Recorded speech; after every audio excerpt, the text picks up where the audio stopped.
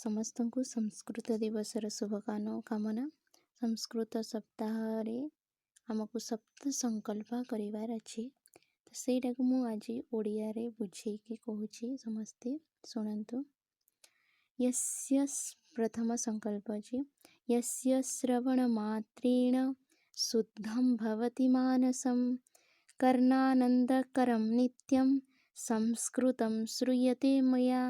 माने जार श्रवण द्वारा यस्य श्रवण मात्रेण जार श्रवण द्वारा शुद्धं भवति मानसं मनटा शुद्ध हो जाए।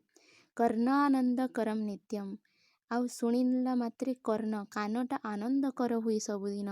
संस्कृतं श्रूयते मया सेहीपरि संस्कृत को मु सबुदिन शुणिबा उचित बा शुणुछि। रसालं मधुरं सत्यं शास्त्रपूतं हितं मृदु प्रीतिदं प्रेरकं नित्यं संस्कृतं भाष्यते मया।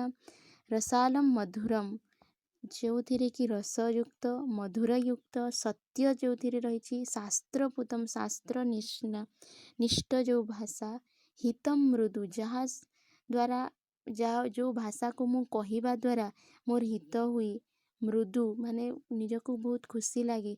प्रीतिदम प्रेरकम नित्यम जहाँ द्वारा प्रीति उत्पन्न हुई प्रेरकम प्रेरणा आसे सबुदिन नित्यम संस्कृतं भाष्यते मया सेहीपरि संस्कृत भाषा को मु कहूछि। माने संस्कृत भाषा कहले आमर मनरे रसयुक्त भावना आसे मधुर भावना आसे आमको प्रेरणा मिली थाए। प्रत्येक दिन आमको किछि काम करबा में इच्छा ही थाए संस्कृत भाषा कहवा द्वारा। तो सेहीपरि संस्कृत भाषा को मु सबुदिन कहबी। संकल्प नंबर 2 तापर 3 नंबर कौन अच्छी संकल्प उत्साहवर्धकम कांतम वीर्य बुद्धि प्रचोदकम काव्यशास्त्रमयम नित्यम संस्कृतं पाठ्यते मया।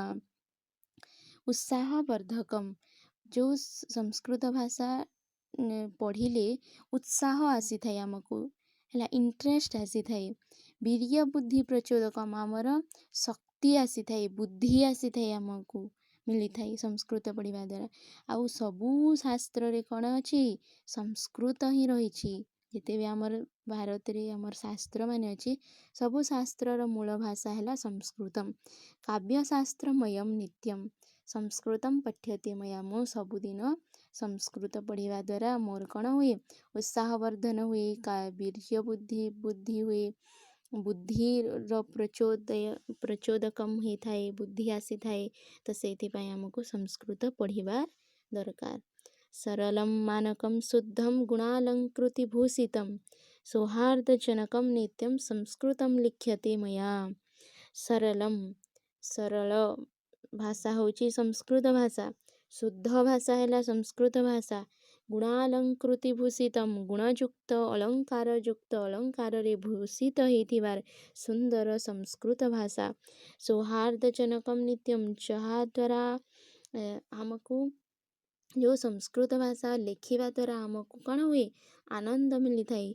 सौहार्दजनकम से आमको इंटरेस्ट उत्पन्न ही थाए आमर मनरु। नित्यम संस्कृतं लिख्यते मया सेहीपरि संस्कृत को मु सबुदिन लिखिबी। तो से संस्कृत को लिखिबा कथा। संस्कृते वर्तते ज्ञानम विज्ञानंच महोन्नतम संस्कृत रे ज्ञान रही विज्ञान रही महा उन्नति ही थाई संस्कृत द्वारा। मोदेन श्रद्धया नित्यम संस्कृतं ज्ञायते मया मोद है माने खुशी रे श्रद्धा द्वारा मु सबुदिन संस्कृत जानी माने संस्कृत रे जो ज्ञान विज्ञान रही सेटा पढ़िबा द्वारा आमे संस्कृत रो ज्ञान आमर वृद्धि ही थाए। पुण्यदाः शान्तिदाश्चैव संस्कृतस्य गिरः खलु आनन्ददायकं नित्यं संस्कृतं ध्यायते मया। पुण्यदा पुण्ययुक्त शान्तिदाश्चैव शान्तिप्रदायक संस्कृतस्य गिरः खलु संस्कृत भाषार को गिर्वाणवाणी बोलिकी कहा जाए।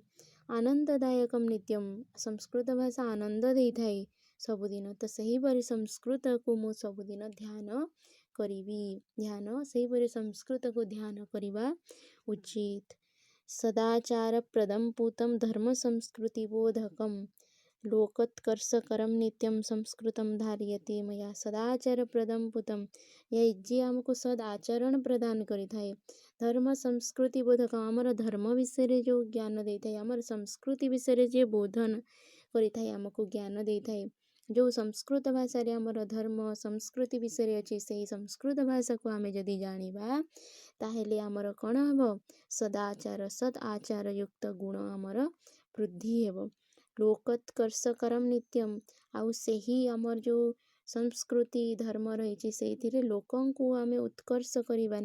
ସଂସ୍କୃତମ୍ ଧାର୍ୟତେ ମୟା, ସେହିପରି ସଂସ୍କୃତକୁ ମୁଁ ଧାରଣ କରିବି, ମାନେ ସେହିପରି ସଂସ୍କୃତ ଜ୍ଞାନ ମୋର ହେବା ଉଚିତ। ଆଉ କେମିତି ହେବ? ସଂସ୍କୃତକୁ ପଢ଼ିଲେ ଯାଇ, ସଂସ୍କୃତକୁ ସବୁଦିନ ଧ୍ୟାନ କଲେ ଯାଇ ପଢ଼ିବ, ଲେଖିବ। ଏଥିରେ ଦେଇଛି ଶ୍ରୂୟତେ ମୟା, ଶୁଣୁଛି, କହୁଛି, ଲେଖୁଛି, ପଢ଼ୁଛି, ଜାଣିବା ଉଚିତ, ଧାରଣ କରିବା। ଯଦି ସଂସ୍କୃତକୁ ଆମେ ସବୁବେଳେ ଧ୍ୟାନ କରିବା, ଜାଣିବା ପାଇଁ ଚେଷ୍ଟା କରିବା, ଲେଖିବା, ପଢ଼ିବା, କହିବା, ଶୁଣିବା, ତାହେଲେ ଆମେ ଗୋଟିଏ ସଦାଚାର ଯୁକ୍ତ ପୁରୁଷ ଭାବରେ ପରିଗଣିତ ହେବା। ଆହୁରି ବହୁତ ବ୍ୟାଖ୍ୟା ମଧ୍ୟ ରହିଛି, ତ ଏତିକି ହେଲା ଜାଣିବା, ଯେତିକି ମୂଳରେ ରହିଛି ତ ସେତିକି କହିଲି। ସମସ୍ତଙ୍କୁ ଧନ୍ୟବାଦ। ପୁଣି ସଂସ୍କୃତ ଦିବସର ସଂସ୍କୃତ ସପ୍ତାହ ଉପଲକ୍ଷେ ସମସ୍ତଙ୍କୁ ମୋର ଶୁଭକାମନା, ସ୍ୱାଗତମ୍। ଧନ୍ୟବାଦ। ରାମ ରାମ।